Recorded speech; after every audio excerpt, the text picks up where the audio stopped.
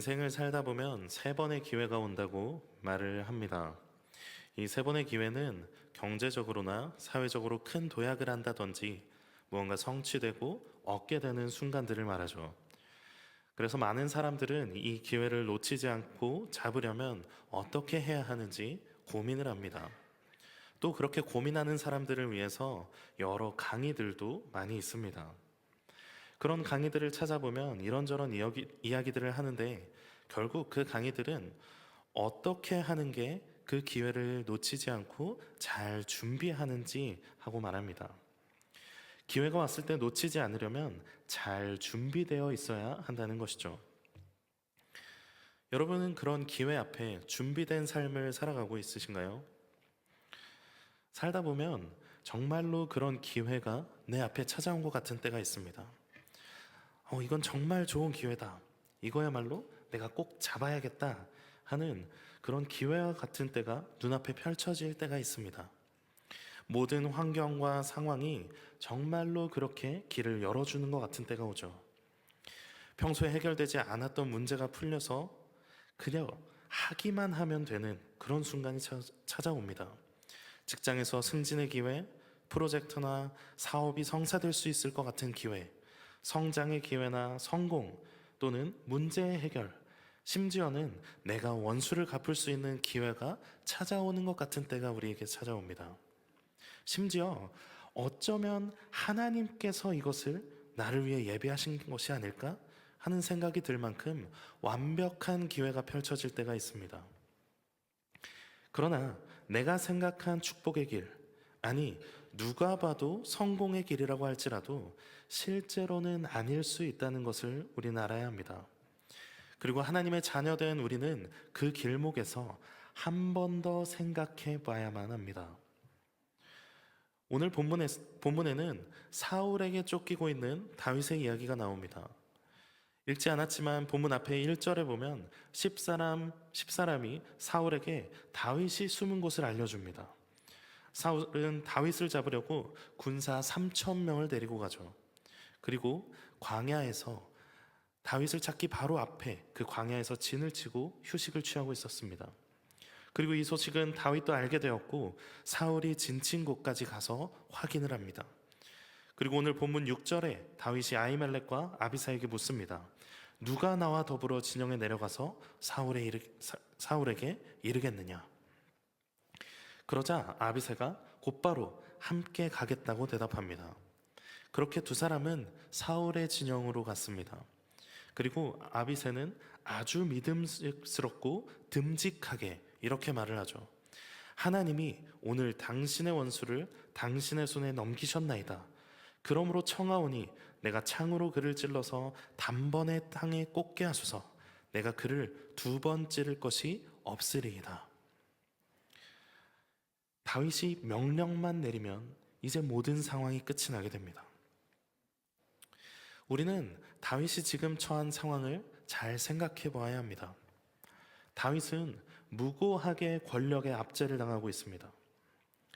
이전에 사울이 악령에 들었을 때 다윗이 수금을 타면서 그를 아주 편안하게 해줬고, 아무도 나서는 이가 없는 골리앗의 모욕 앞에 아주 당당하게 맞섰습니다. 그러나 시기와 질투에 눈먼 사울이 다윗을 죽이려 하는 것이죠. 다윗은 억울하고 힘든 마음이 있지만 그저 자리를 피해서 도망갑니다. 그리고 사울을 죽일 기회가 이미 한 번 있었음에도 그를 살려줍니다. 그런데 오늘 26장에 다시 다윗을 죽이려고 하죠. 우리라면 이 상황을 어떻게 받아들일 수 있을까요? 한 번 용서했지만 사울은 변하지 않았습니다. 이미 한 번 자비를 베풀었지만 사울이 흘린 그 눈물이 무색할 만큼 또다시 다윗을 찾아와 죽이려고 합니다. 그런데 지금 사울은 잠이 들었고 이번에는 나를 위해 충성하는, 그를 창에 찔러 단번에 죽이겠다는 그 충성된 아비새도 있습니다. 더욱더 놀라운 사실은 하나님께서 이미 16장 1절에서 이렇게 말씀하셨다는 점입니다. 여호와께서 사무엘에게 이르시되 내가 이미 사울을 버려 이스라엘 왕이 되지 못하게 하였다. 이세 아들 중에서 한 왕을 보았다. 그리고 다윗에게 기름을 부으시죠. 이게 오늘 26장에 다윗이 또다시 사울을 살려준 이후가 아니라 이미 16장에 다윗이 기름 부음을 받기 전에 하나님이 사울을 버리셨다는 것이죠. 그리고 24장에서도 사울이 본인 입으로 말하죠. 여호와께서 나를 내 손에 넘기셨으니 네가 나를 죽이지 아니하였다. 하나님이 이미 나의 목숨을 너의 손에 넘기셨다는 거예요. 그렇다면 오늘 또다시 사울이 자신을 쫓아오는 이 상황을 다윗은 어떻게 받아들였을까요? 우리라면 어떻게 받아들일 수 있었을까요? 내 삶이 피폐해질 만큼 도망자의 신세로 살아가고 이방 땅에서 수모를 당하기도 했습니다. 그리고 마침내 그것을 끝낼 수 있는 타이밍이 왔습니다. 한 번은 용서했지만 용서의 가치를 모르는 사람에게 내가 또다시 그래야 할까요? 나를 위해 충성하는 아비새는 아주 적극적입니다. 하나님이 오늘 당신의 원수를 당신의 손에 넘기셨나이다. 충성스러운 이 사람과 더불어 하나님이 주신 아주 좋은 기회가 찾아왔죠. 우리 삶에도 이런 기회가 반드시 찾아옵니다. 나를 방해하던 관계와 문제를 끊어버릴 수 있는 좋은 기회가 찾아옵니다. 승진과 성공의 도약이 될 만한 기회가 찾아옵니다. 자녀의 문제를 해결할 수 있는 도움의 손길이 찾아오고 경제적인 문제를 해결할 수 있는 방법이 떠오르게 됩니다. 그리고 하나님께서 마치 그 기회를 도우시는 것처럼 주변 모든 상황이 만들어지고 그저 앞으로 나아가기만 하면 될 것 같은 완벽한 상황이 주어지기도 합니다. 우리 삶에 반드시 그런 상황과 기회가 찾아옵니다. 그럴 때 어떻게 합니까? 하나님이 열어주셨는데 하면 되잖아요. 오 주님, 나에게 온 좋은 기회군요. 이제 앞으로 나아갑니다. 모든 상황이 뒷받침해주고 환경이 맞아떨어지고 하나님이 밀어주시는 것 같은 그때 우리는 기뻐하고 설레어 하죠. 이게 하나님의 뜻이구나, 옳거니 하고 세상으로 다른 사람과 똑같이 나아갑니다. 오늘 다윗은 이 완벽한 기회, 하나님이 주신 기회에 이렇게 말합니다. 9절입니다. 죽이지 말라. 누구든지 손을 들어 여호와의 기름 부음 받는 자를 치면 죄가 없겠느냐. 11절에 내가 손을 들어 여호와의 기름 부음 받은 자를 치는 것을 여호와께서 금하시나니 너는 그의 머리 곁에 있는 창과 물병만 가지고 가자. 그리고 그들은 실제로 그렇게 행동을 합니다.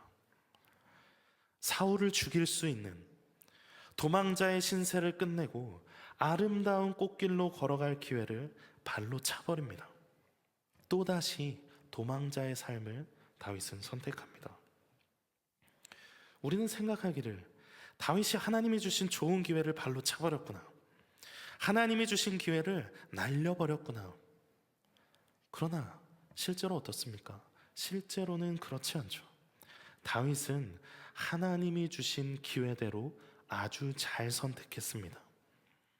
하나님이 주신 그 기회는 내가 신앙으로 계속해서 바로 서겠냐 하는 질문이었습니다. 네가 이렇게 완벽하게 준비된 상황에서도 사사로운 감정이 아니라 내 뜻대로 행하겠느냐? 하나님은 다윗에게 기회를 주십니다. 이 기회는 우리 삶에도 마찬가지입니다. 내 인생 풀리는 때가 오는 것 같습니다. 세상 사람들이 인생에 3번의 기회가 온다는데 내가 잘 준비했더니 그 기회가 나에게도 오는구나. 올 수 있죠. 하나님이 모든 상황을 맞춰주시고 승승장구하게 하시는구나. 하나님이 이제 날 밀어주시기 시작하는구나. 주님, 이제 갑시다. 성공할 수 있죠. 문제가 해결되고 나랑 왼수같이 지내던 사람과의 관계를 끊어버리고 더 나은 삶, 풍족한 삶이 될 수 있습니다. 그러나 내가 꿈꾸고 상상했던 좋은 일만 생각하면서 그렇게 앞으로 나아가고 하나님의 뜻이 무엇인지는 잠시 멈추어 살피고 기도하며 고민하지 않았다면 그건 오히려 하나님이 주신 기회를 발로 차버린 것입니다. 하나님은 오늘도 그 신실한 약속의 말씀을 누구를 통해서 성취하실지, 그리스도의 사랑과 희생이 어떤 사람을 통해 드러나게 하실지 우리에게 질문하시고 기회를 주십니다. 앞선 사무엘상 15장에 사울이 아말렉과의 전투에서 모든 것을 진멸하라는 하나님의 명령을 어기고 좋은 것들을 다 남깁니다. 최근에 우크라이나와 러시아의 전쟁을 보면 이 현대의 전투는 참 많이 변했습니다. 드론으로 폭탄을 투하하고 전투와 전투기, 전차, 멀리서 쏘는 미사일들. 물론 그래도 뛰어다니는 병사들이 힘들고 다치기는 하겠죠. 그런데 그때와 지금과 비교하면 그때는 어땠을까요? 무거운 갑옷을 두르고 밤에는 추위와 싸우고 낮에는 더위와 싸우면서 하루 종일 무거운 쇠칼을 휘두릅니다. 어디라도 베이고 다치면 지금처럼 의술이 좋지 않기 때문에 덧나서 그냥 죽을 수도 있습니다. 장애라도 생기면 다시 돌아가서 몽경과 그 목축의 생활을 할 수 있을까요? 사울은 하나님의 말씀은 그렇지만 왕으로서 전리품도 남겨야 백성들도 먹고 살아야 하지 않겠습니까? 그런 생각을 하고 남기지 않았겠습니까? 그러나 그런 인간적인 생각이 잠깐 병사들과 백성들에게 지지받았을지는 몰라도 그는 하나님께 버림받고 맙니다. 잠깐을 위해서 영원을 포기하는 어리석음을 범합니다. 우리 삶에 찾아오는 좋은 기회들은 잠깐의 유익을 줄 뿐입니다. 하지만 하나님은 그 기회를 통해서 영원을 소유하게 하시려는 뜻이 있음을 우리는 명심해야 합니다. 다윗은 이런 것을 아주 잘 알았습니다. 지금이 그때라 생각하면 바로 실행하겠지만 오늘 본문 10절에 여호와께서 그를 치시리니 하고 말합니다. 그는 즉각적인 반응과 실행이 아니라 하나님의 때를 기다리고 하나님의 일하심을 기대하는 믿음이 있었습니다. 로마서 8장 18절의 말씀은 이렇게 말합니다. 생각하건대 현재의 고난은 장차 우리에게 나타날 영광과 비교할 수 없도다. 지금 당장의 복을 바라는 것은 무속신앙과 다르지 않습니다. 물 떠놓고 기도하는 것과 크게 다르지 않습니다. 우리의 믿음은 장차 나타날 그 영광, 영원한 하나님의 나라에 함께 거하게 되는 것을 바라보아야 되는 것입니다. 요한계시록에서도 성도들을 격려하면서 죽도록 충성하라 하고 말씀합니다. 그러면서 죽도록 충성하면 내 인생 피게 해줄 게가 아니라 생명의 관을 내게 주리니 하고 말씀합니다. 우리가 바라봐야 하는 것은 지금 내 앞에 있는 문제를 해결하는 것이 아닙니다. 비록 조금 힘들고 어려워도 세상을 향하여 나아가지 않고 주님께 죽도록 충성하고 하나님의 말씀을 지키며 하나님의 뜻을 실천하는 믿음 가운데 살아가야 합니다. 하나님께서 주시는 기회는 성공의 기회가 아니라 과연 내가 하나님의 뜻대로 행할 것이냐 하는 질문입니다. 기회라고 말한다면 하나님의 뜻을 따라 걸어갈 것인지 많은 사람들과 같은 선택을 할 것인지 기회를 우리에게 주시는 것이죠. 우리는 그 기회 앞에 잘 서기 위해, 잘 선택하기 위해 늘 말씀 앞에 서야 합니다. 시편 119편 105절의 말씀입니다. 주의 말씀은 내 발의 등이요 내 길의 빛이니이다. 과연 하나님의 뜻이 어디 있는지를 고민하고 생각만 하는 것이 아니라 하나님의 말씀을 통하여서 우리는 깨달아야 합니다. 매일매일 말씀을 묵상하고 하나님이 나에게 주시는 삶의 방향이 무엇인지 말씀을 통해 비춰보아야 합니다. 시편 119편의 말씀처럼 하나님의 말씀은 우리가 가는 길을 비춰주시고 등불이 되어주십니다. 다른 등불을 부여잡지 말고 말씀으로 우리의 삶을 비추어 앞으로 나아가야만 합니다. 시편 가장 처음 1편에서도 오직 여호와의 율법을 즐거워하여 그 율법을 주야로 묵상하는 자가 복이 있다고 말을 합니다. 하나님의 백성은 하나님의 명령인 성경의 가르침을 늘 기억하도록 밤낮으로 묵상해야만 합니다. 그럴 때 비로소 그 길을 알게 되고 따를 수 있게 됩니다.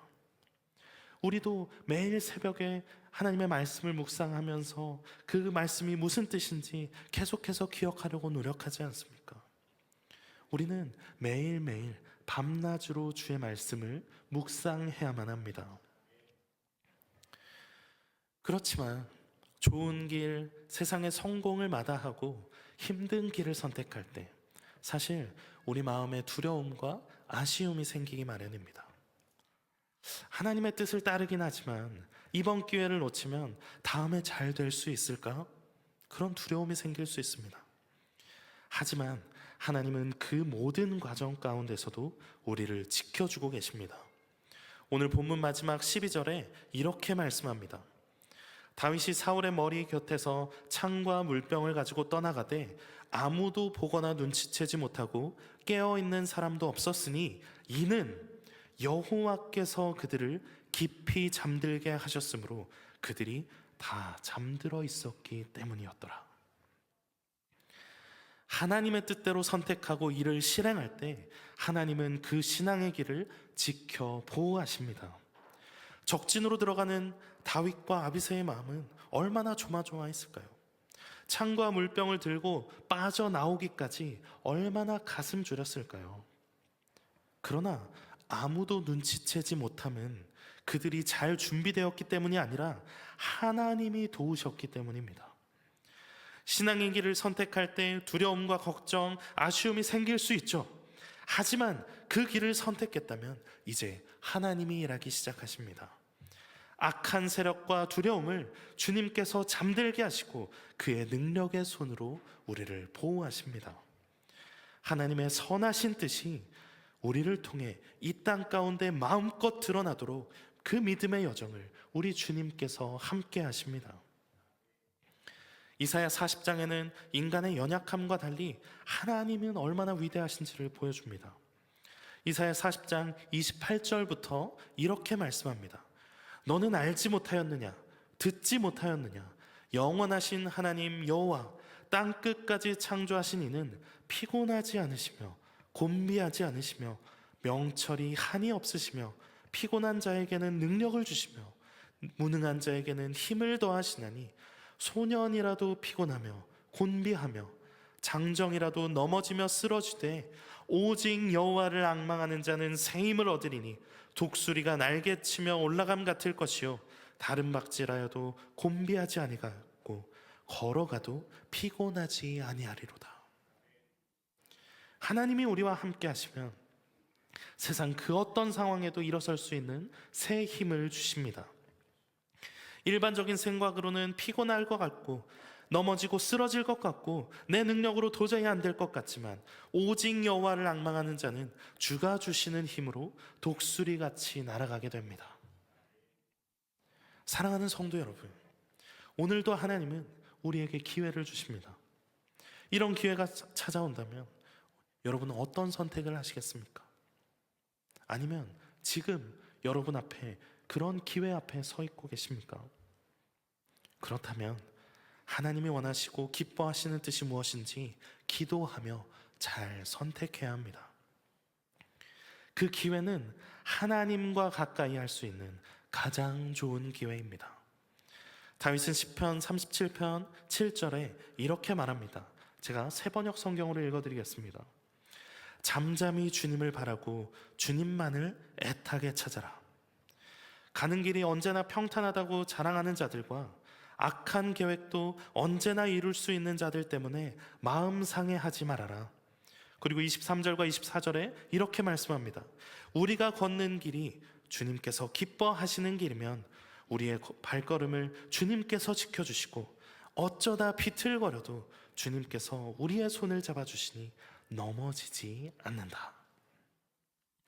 이 다윗의 고백처럼, 그리고 오늘 본문의 다윗의 행동처럼 믿음으로 살아가는 모든 성도들이 되길 소망합니다. 성공과 형통이 아니라 하나님의 뜻 가운데로 굳건히 걸어가는 우리 모든 성도들이 되길 소망합니다. 그렇게 나아갈 때 우리 주님께서 독수리가 날개침 같은 새 힘을 주십니다. 그 하나님을 믿고 오늘도 굳건하게 살아가는 모든 성도들이 되기를 간절히 소망합니다.